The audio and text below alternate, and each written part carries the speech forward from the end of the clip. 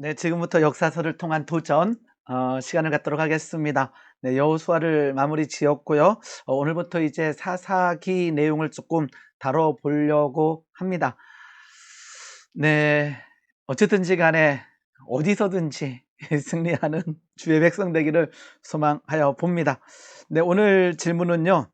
음, 이스라엘 백성이 가나안 땅에 입성 그리고 땅을 분배받은 후에 해야 될 일은 무엇인가라고 하는 질문을 던져봅니다.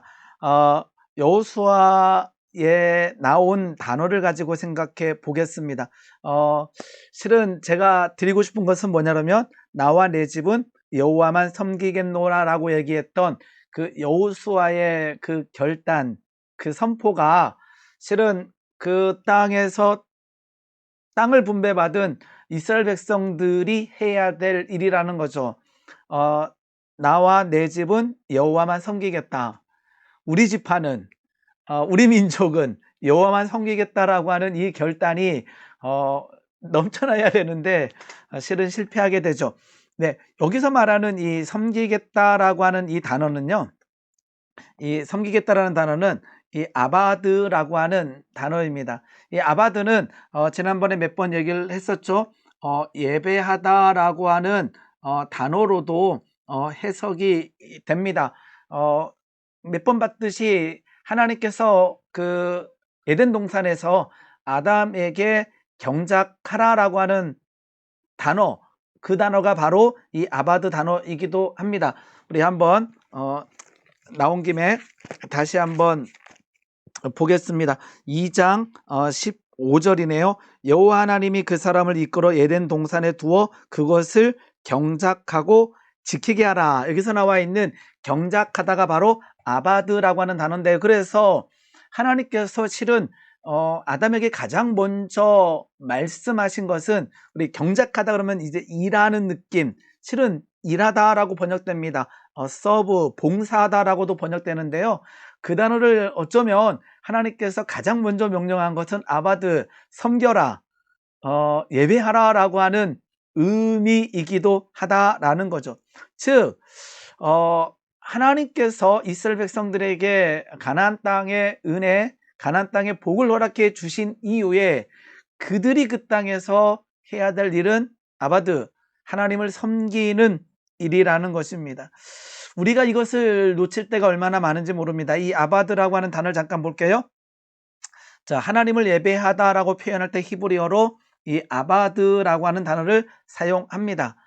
아바드 동사의 정확한 개념은 누군가를 위하여 자신의 존재를 바쳐서 그를 이롭게 하는 행위이다. 아까처럼 일하다, 경작하다도 맞는데 아까처럼 나를 위해서 일하는 것이 아니라 정확한 의미는 자신의 존재를 바쳐서 누군가를, 즉 하나님이죠. 하나님을 이롭게 하는 행위가 바로 아바드라는 거예요. 그냥 하나님께서 이래라가 아니라 하나님의 영광을 위해서라고 하는 의미가 되겠죠. 시간과 노동력을 바쳐서 이롭게 하는 행위를 표현할 때 아바드라는 동사를 사용하게 됩니다. 번역하면 섬기다가 되는 것이고요. 더 나아가 일하다, 경작하다란 뜻이 되기도 합니다. 아까 우리가 창세기 2장 말씀을 봤었죠. 경작하라, 가꾸다라고 하는 것들, 하나님을 예배하는 행위는 하나님을 섬기는 행위인데 이것은 하나님을 이롭게 하는데 초점이 있습니다. 즉 예배자가 자신의 존재를 바쳐서 하나님을 기쁘시게 하는 일에 헌신하는 것이 바로 예배라는 거죠. 하나님을 기쁘시게 하는 일. 그러니까 우리가 일상에서 예배한다, 아니면 여기서 이제 아바드라고 하는 단어를 쓰게 되면 일상에서 아바드한다, 일상에서 일한다, 일상에서 경작할 때에 가장 중요한 초점은 무엇이냐? 하나님을 기쁘시게 하는 일에 내가 지금 헌신하고 있다라는 거죠. 자, 오늘 어쩌면 일터에서 이 강의를 듣고 계실지도 모릅니다. 그런데 하나님께서는 이하라라, 경작하라, 하나님을 예배하라 다 동일하다라는 거예요. 그렇기 때문에 우리가 예배하다라고 하는 것은 오늘 하나님께 나와 예배의 시간에 예배하는 것도 예배이지만 실은 나에게 주어진 그 땅에서 하나님의 영광을 위하여 하나님을 기쁘시게 하며 충성을 다하여 일하고 경작하는 것이 바로 일상에서의 예배가 될 수 있다라는 거죠. 그렇다면 예배하는 예배자는 자신을 이롭게 하려는 목적으로 이루어지는 행사가 아니라 자신의 이득을 위해서 예배하는 것은 우상 숭배라는 거죠. 즉 예배의 어쩌면 가장 중요한 목적일 수도 있는데요. 조심하셔야 되는 거죠. 왜냐 하게 되면 예배의 목적은 내가 아니라 하나님께 찬송하고 하나님께 경배하고 하나님께 엎드리는 거예요. 그러하기 때문에 실은 우리가 하나님 앞에 올려드리는 내용 중에 기도도 있지만 실은 하나님 앞에 올려드리고 하나님께서 우리에게 주시는 일들이 일어나요. 즉 우리가 올려드리는 것은요, 나예요. 죄인된 내가 예수 그리스도의 이름으로 하나님께 나아가며 하나님께 올려지는 거죠. 그리고는 찬양을 올리게 됩니다. 예물을 올리게 됩니다. 실은 기도도 하나님께 올라가는 거죠. 하나님께서는 말씀하여 주시고 하나님께서는 복을 주시고 하나님께서는 생명을 주십니다. 자, 이러한 예배 가운데 조심해야 될 것은요, 하나님의 영광을 위한 예배가 아니라 내가 어떠한 것을 얻기 위한 예배가 될 수 있다는 거죠. 기도도 마찬가지입니다. 헌금도 마찬가지입니다. 내가 하나님께 나아가는 모든 것들이 나를 위한다면 그것이 바로 우상 숭배가 되는 것이고 그것이 바로 기복주의가 되는 거고, 잘못하게 되면 하나님을 우상화시킨다라는 거죠. 제가 이 강의 시간에 많이 얘기했지만 우상이라는 것은 어떠한 모양새, 만약 바알이 있다면 바알이 우상이지만 실은 내가 우상인 거예요. 왜냐 그러면 내가 바알을 만들었고 그 바알을 섬기는 척하고 있는 거거든요. 즉 그 땅에 어떠한 땅에 우상이 만들어질 때는 전혀 그 땅과 관련 없는 것이 우상화되지 않아요. 예를 들면 바다가 있는 곳에 가게 되면 바다와 관련된 우상이 만들어져요. 뭐 풍랑을 지배한다든가 뭐 바람과 관련된 바다의 어떤 물과 관련된 모양새들이 만들어지는 거죠. 왜냐 그러면 그 사람들이 바다에 대해서 두려워하고 바다에 대해서 바다에 나갔다가 죽게 되고 하다 보니까 그들의 마음속에 바다에 가서 죽지 않는 것, 만약에 그 고기를 많이 잡는 것, 뭐 이런 것들이 우리 인간의 마음에 들어와 있기 때문에 그 지역에서는 바다와 관련된 바람과 관련된 우상이 만들어지게 되는 거예요. 즉 좀 이따 말씀 한번 나눠보겠지만 가나안 땅의 우상은 정착이기 때문에 풍요 뭐 이런 거와 관련돼 있어서 이제 바알이 우상화가 되기 시작하는 거죠. 즉 우리가 하나님을 섬기는 주의 백성입니다. 하나님께 예배하는 주의 백성입니다. 그런데 하나님을 우상화하는 방법은요, 하나님이 나의 어떠한 것에 도구가 될 때 하나님이 하나님 되는 것이 아니라 하나님이 우상이 돼버리는 거죠. 예배는 뭐 하는 거예요? 아까처럼 시간과 노동력을 바쳐서 이롭게 하는 행위인데, 아까처럼 나를 위한 것이 아니라 하나님을 위롭게 하는 데 초점이 있다라는 것입니다. 이 점을 우리가 신경 쓰면서 우리가 예배의 자리에 나갔으면 좋겠습니다. 아바드의 자리에 나갔으면 좋겠습니다. 네, 자, 하나님께서 이제 그 가나안 땅을 그 이스라엘 백성들이 주시면서 진멸하라라고 했습니다. 그런데 몇 번 얘기는 했지만 진멸의 대상은 무엇이냐? 실은 가나안 땅의 신들입니다. 엘, 뭐 바알, 뭐 이렇게 뭐 아세라 신들을 진멸하기로 원했던 거예요. 그 말은 무엇이냐? 애굽 땅에서 있었던 잘못된 습관과 문화들뿐만 아니라 그 가나안 땅에 있는 그 문화들까지도 모두 하나님께서는 진멸하여 하나님과 함께하는 삶을 살기를 원하신다라는 거죠. 그런데 지금 이 땅에 살고 있는 우리들에게 하나님께서 진멸하기를 원하시는 것은 무엇입니까? 내 속에 있는 이러한 문화들, 이러한 하나님이 싫어하시는 것들을 하나님께서는 진멸하기를, 제거하기를 원하신다라는 것입니다. 즉 선택받은 자가 해야 될 일은 무엇입니까? 아까처럼 하나님을 섬기는 것, 아까 아바드라고 하는 단어를 썼었죠. 그런데 그 아바드, 하나님을 섬기는 것은 무엇입니까? 하나님이 싫어하는 것을 진멸하는, 하나님이 싫어하는 것을 끊어내는, 가장 싫어하시는 게 아까처럼 이 우상들, 이런 것들을 이제 끊어내는 거죠. 자, 우리가 해야 될 일은 무엇이냐? 그러한 하나님이 싫어하는 것들을 끊어내야 되는데, 끊어내지 않는다면 하나님께서는 그것을 깨닫게 하기 위해서 여러 가지 방법으로 사용하실 수가 있다라는 거죠. 우리가 잘 알듯이 뭐 아수르를 사용하고 뭐 바벨론을 사용하듯이 주변의 국가들을 통하여 이스라엘 백성들을 힘겹게 합니다. 그 이유는 무엇이냐? 하나님이 하나님됨을 나타내기 위해서 그렇다라는 것입니다. 네, 아까처럼 진멸하지 못했을 때에 생기는 일들은 무엇이냐? 즉, 그 땅의 문화에 섞여 살게 되었을 때 나타나는 문제는요, 사사기 말씀 보게 되면 아주 자세하게 잘 나와 있습니다. 이스라엘 자손이 여호와의 목전에 악을 행하여 바알들을 섬기매. 이 말씀을 묵상하다 보니까 여호와 보시기에 악을 행한다라고 하는 표현이 있고, 어떨 때는 여호와 목전에 악을 행한다 그랬는데, 이 여호와의 목전에 악을 행한다라는 말이 무엇일까? 이것은 어쩌면 이 하나님을 믿는다, 그런데 누구도 바알도 섬긴다 라고 하는 표현이 아닐까 한번 생각해 보게 됩니다. 우리는 이러한 우를 범할 때가 있습니다. 세상 사람들은 바알을 섬깁니다. 세상 사람들은 하나님을 섬기지 않습니다. 그런데 우리는 하나님을 섬기는, 하나님을 예배하는 주의 백성들이죠. 그런데 하나님의 목전에서, 하나님 앞에서 우리는 바알을 섬길 때가 있어요. 그러니까 주일날은 하나님을 섬겨요, 예배해요. 세상에 나가서는 바알을 섬겨요. 이게 어쩌면 여호와의 목전에 악을 행하는 것이 아닐까 생각해 보게 됩니다. 실은 참 연약합니다. 우리는 무너지기 쉬운 연약한 자들이라는 거죠. 그래서 우리는 실은 항상 성령 하나님의 도우심을 필요로 할 수밖에 없습니다. 그런데 온전한 믿음이 없을 때 하나님께 나와서 예배하고 하나님을 우상화시키고, 그러면서 세상에 나가서는 바알을 섬기고 만물을 섬기고 음란한 것들을 섬기고, 이러한 모습들이 우리에게 많이 나타난다라는 거죠.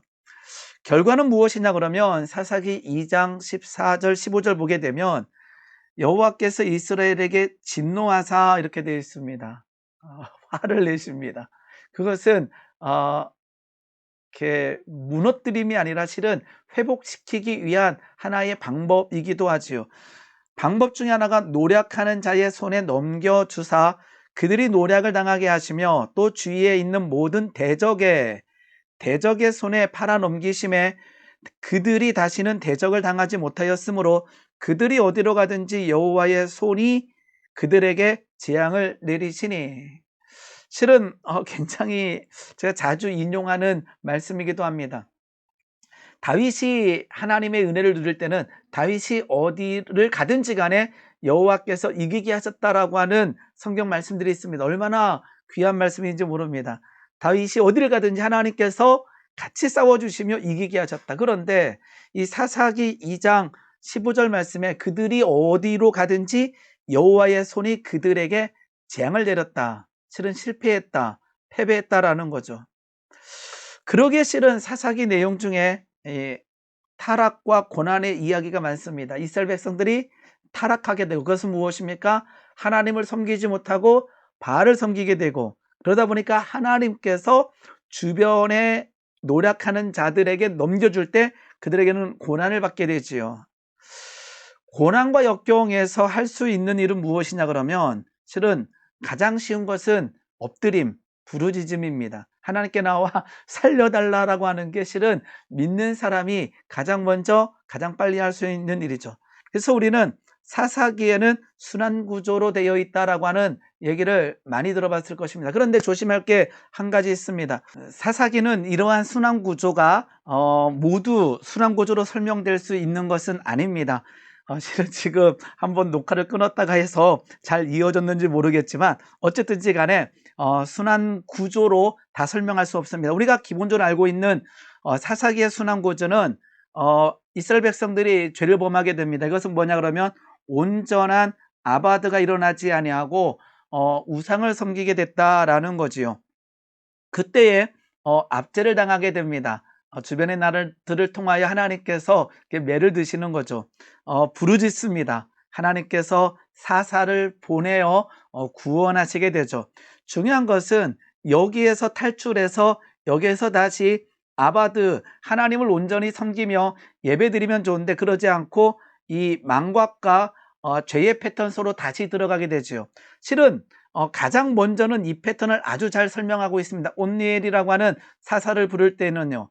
그런데 항상 이 패턴으로 설명되지 않아요. 오늘 사사기 10장을 말씀 보게 되면 입다를 부르실 때 이렇게 되어 있습니다. 제가 한번 읽어드리겠습니다. 10장 7절 말씀 보게 되면 10장 6절 말씀 보게 되면 이 패턴입니다.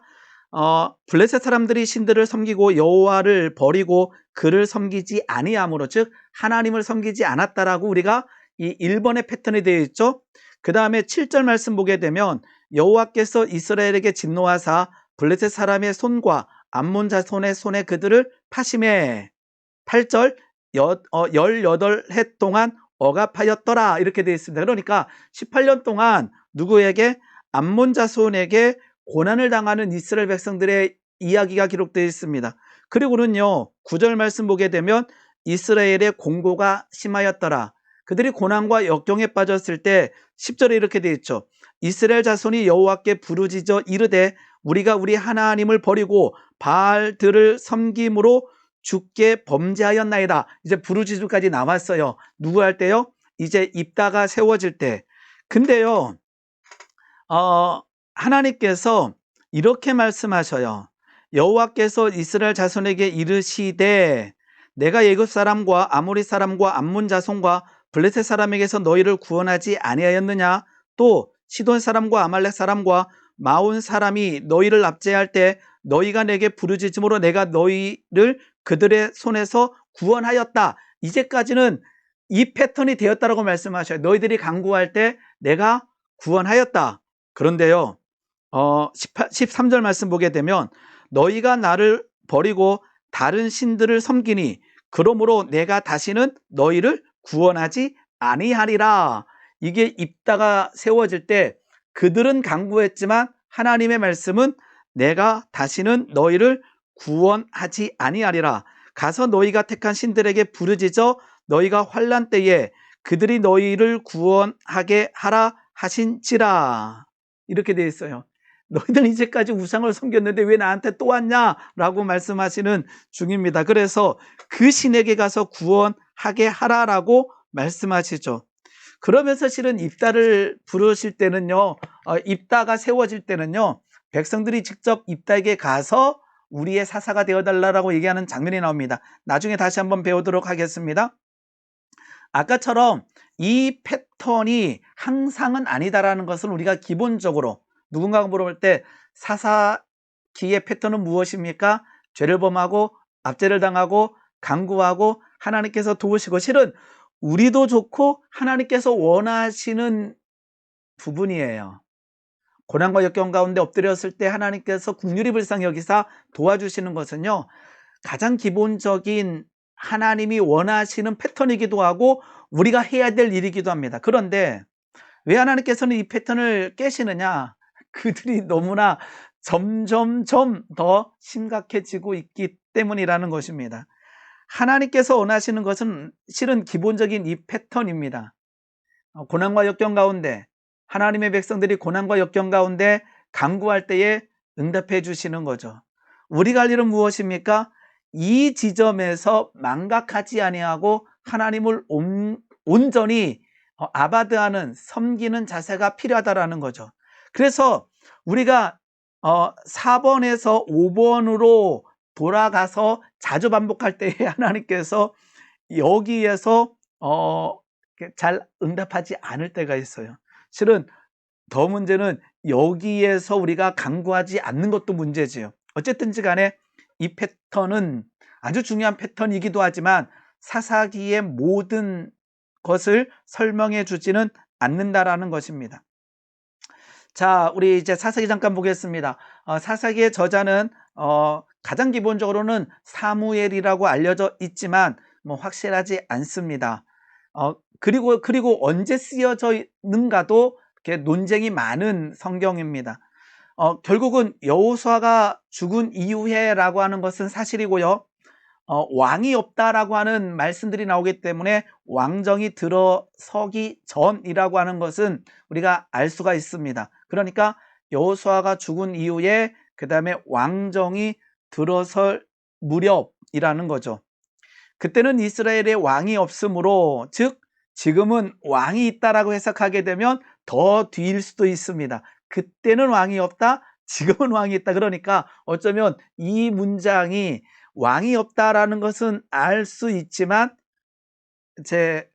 이 말씀 가지고 주장할 때 지금은 왕이 있다 그러면 그 왕정 시대에 쓰여졌다라고도 볼 수 있다라는 거죠. 사사기입니다.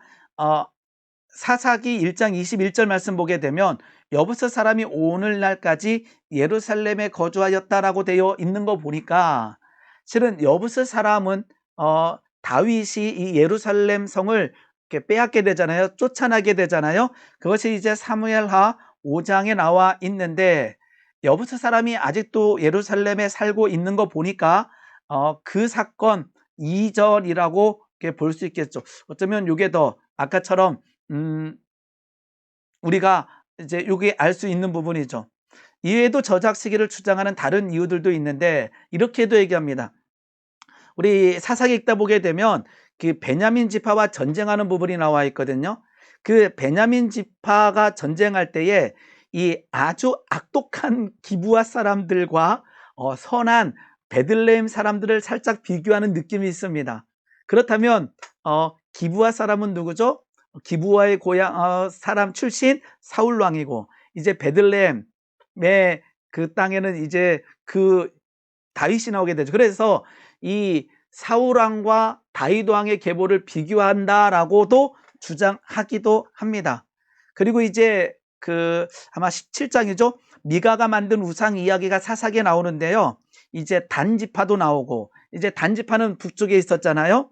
즉 무너진 북이스라엘을 얘기하고 있다라고 주장하는 사람들도 있습니다. 가장 기본은 사무엘이라고 알려져 있고, 이제 왕정이 들어서기 직전이라고 한 것이 가장 많이 주장하기도 합니다. 자, 기록의 목적은 무엇이냐? 왜 이스라엘 백성들은 가나안 땅에 가서 안식하지 못했는가라고 하는 질문을 던지고 그 답을 찾아 나가는 거죠. 중요한 것은 무엇입니까? 아까처럼 온전한 아바드, 하나님에 대한 섬김이 무너졌다라는 것입니다. 그 말은 아까처럼 바알과 우상들을 섬겼다라는 거죠. 그들이 받았던 은혜와 축복 이후에 무너지고 있습니다. 실은 우리가 가장 많이 겪고 있는 패턴 중에 하나죠. 안식하지 못하는 이유, 평안하지 못하는 이유는 하나님을 온전히 섬기지 못하고 바알을 섬기고 우상을 섬기기 때문에입니다. 그럼에도 불구하고 멸망하지 않는 이유를 사사기는 설명하고 있습니다. 그것은 무엇이냐? 하나님께서 출애굽시켰고 하나님께서 입간을 시킬 때에 그 모든 것은 하나님의 약속, 하나님의 신실함, 하나님의 헤세드로 인해서 이루어지고 있다라는 것을 사사기는 얘기합니다. 무너지고 있는데 결국 무너지지 않는 이유는 하나님의 약속하심, 하나님의 신실하심이 그 가운데 있기 때문이라는 거죠. 또 한 가지는요, 아까 그 땅에는 왕이 없으므로 라고 하는 것이 그냥 하나님을 섬기지 않았다라고도 되어지지만, 이제 왕정 시대가 되면서 그 공의로운 왕은 어떤 왕인가라고 하는 질문을 던지게 되는 거죠. 진짜 왕이라면, 즉 하나님이 왕이 될 때 우리는 평안을 누릴 수 있지만 이 땅에서는 아까처럼 하나님의 성품을 담고 하나님의 말씀을 지키는 왕이 통치할 때 은혜를 누리게 한다라는 것입니다. 즉 왕정 정치의 전제에 대해서 어렴풋하게 질문을 던지기도 한다라는 거죠. 이 시대는, 이제 사사기 시대는 공식적인 중앙 집권 체제가 없으므로 다만 하나님이 필요에 의해서 특별한 은사를 부여하신 사람들, 즉 사사가 되는 거죠. 그 사사들의 지도력을 발휘하게 됩니다. 분쟁을 중재하거나 하나님의 심판을 수행하게 되죠. 그래서 사사라고 하는 이름의 의미는 심판관이라고 합니다. 자, 사사기 보게 되면 실패가 나와 있죠. 아까처럼 무너진다라는 거죠. 그런데 쇠퇴되고요, 부패하게 됩니다. 이 말은 뭐냐면 사사기 아까 이렇게 패턴을 우리가 봤잖아요. 순환구조를 봤는데 순환구조가 정확하게 이루어지지 않는 이유가 점점점 부패하고 있기 때문입니다. 즉 영적으로 보게 되면 하나님의 무너졌다가 회복되는 것이 아니라 실은 무너지고 회복되고 무너지고 회복되고 하면서 점점 밑으로 향하는 모양새가 사사기에 기록되어 있습니다. 그러니까 사사기 마지막으로 갈수록 사사기 시작보다 더 영적으로 무너진 것을 우리는 발견하게 됩니다. 군사적인 실패와 신앙적인 실패가 앞에 기록되어 있고요. 이제 사사들의 이야기가 기록되어 있습니다. 그리고는 결국에 가서는 아까 17장에는 아까 그 17장 이후에는 사사 이야기가 끝나면서 우리 한번 보겠습니다. 17장 1절 말씀 보게 되면요.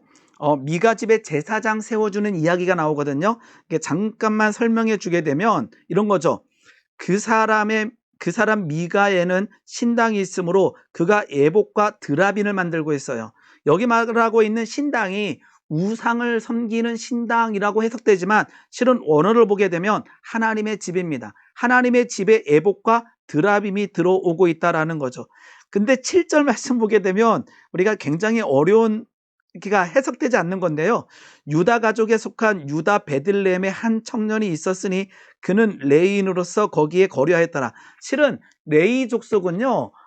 땅을 분배받을 때 베들레헴 땅을 분배받지 않았어요. 그러니까 베들레헴에는 레이 지파가 살 수가 없는데 여기 나와 있는 레이 지파는 베들레헴의 땅에서 살고 왔다고 얘기돼요. 그러니까 지금 뭔가 이 땅에 굉장히 혼돈과 문제가 지속적으로 발생하고 있다는 것을 17장 이후에서 우리는 알 수 있다는 것입니다. 총체적인 혼란이 일어나고 있는 거죠. 즉 신앙적으로 볼 때 아까처럼 회복돼서 올라가는 그래프가 아니라 하나님이 회복시켜 주심에도 불구하고 그들은 점점 타락하고 있는 모습이 사사기에 기록되어 있습니다. 자, 그들은 실패하게 됩니다. 아까처럼 가나안 땅이라고 하는 것은 하나님의 약속 성취의 결과이고 광야 생활의 결과이기도 하고 하나님의 선물이기도 합니다. 아까 누누이 이제 우리 사사기를 통해서 나눈 것은 그 땅에서 하나님의 은혜를 누리는 삶, 첫 번째 던졌던 이 아바드 예배하는 삶을 살아야 됨에도 불구하고 그러하지 못하게 됐다라는 거죠. 그 땅에서 실패하게 됩니다. 우리는 사사기를 읽기 전에 여호수아가 그들에게 선포했던 고별 선고를 우리는 곱씹어 볼 필요가 있다라는 거죠. 몰아내고 정복하라. 그 땅의 풍습을 본받지 말고 하나님만 섬겨라. 실은 오늘도 우리에게 이 말씀을 우리에게 요청하고 계실지도 모른다라는 거죠. 자, 사사기에는요, 2장 이제 다음 주부터는 사사들을 좀 나눠볼 텐데요. 오늘 말씀을 보게 되면 이 다음 세대의 중요성을 우리는 사사기에서 발견할 수가 있습니다. 사사기 1장, 2장에는 실패한 내용들이 기록되어 있는데요. 2장 7절 한번 보겠습니다. 백성이 여호수아가 사는 날 동안에 그리고 여호수아 뒤에 생존한 장로들 곧 여호와께서 이스라엘을 위하여 행하신 모든 큰 일을 본 자들은 그들이 사는 날 동안에 여호와를 뭐했다? 아바드 했다라고 되어 있습니다. 그들은 여호수아가 사는 날 동안 그리고 여호수아 뒤에 생존한 장로들 곧 여호와께서 이스라엘을 위하여 행하신 모든 큰 일을 본 자들은 잘 섬기고 있어요. 그런데 2장 10절 11절 보게 되면 그 세대의 사람도 다 조상애로 돌아갔고 즉 죽었다라는 거죠. 그 후에 일어난 다른 세대는 여호와를 알지 못하며 여호와께서 이스라엘 위하여 행하신 일도 알지 못하였다 되어 있어요. 이스라엘 자손이 여호와의 목전에 악을 행하여 누구를? 바알들을 섬기고 있다라는 거죠. 하나님을 온전히 섬기지 못하고 이제 하나님과 바알이 섞이고 있는 이유는 여호와를 알지 못하고 여호와께서 이스라엘을 위하여 행하신 일도 알지 못하였더라. 실은 교육을 통하여 우리가 할 수 있는 부분들이 없잖아 있거든요. 하나님을 자랑하는 일들. 근데 우리가 어쩌면 지금 이 코로나 시대에 이 부분을 우리도 놓치고 있지 않나 한번 생각해 보게 됩니다. 그 다음 세대가 또 나옵니다. 2장 16절 19절 보게 되면 여호와께서 이제 사사가 계속 세워지잖아요. 사사들을 세우사 노략자들의 손에 그들을 구원하게 하셨으나 이제 그 사사가 죽은 후에는 그들이 뭐하여 돌이켜 그들의 조상들보다 더욱 타락하여 다른 신들을 따라 섬기며 그들에게 절하고 그들의 행위와 패역한 길을 그치지 아니하였다. 그 다음 세대는 점점 타락하고 있어요. 여기는 아까처럼 여호와의 목전이란 단어도 안 나와요. 정확하게 이제 하나님이 사라지고 있는 현실이 보이고 있다라는 거죠. 자, 우리 이제 그 사사기의 사사들을 나누기 전에 그들이 무너진 이유는 무엇입니까? 그들이 주변 나라를 통하여 고난과 역경을 당해야만 했던 이유는 우상 숭배에 있습니다. 가장 많이 나오는 단어가 이제 바알이죠. 폭풍과 천둥의 신이고 다산과 풍요를 주관합니다. 이제 비와 관련되어 있습니다.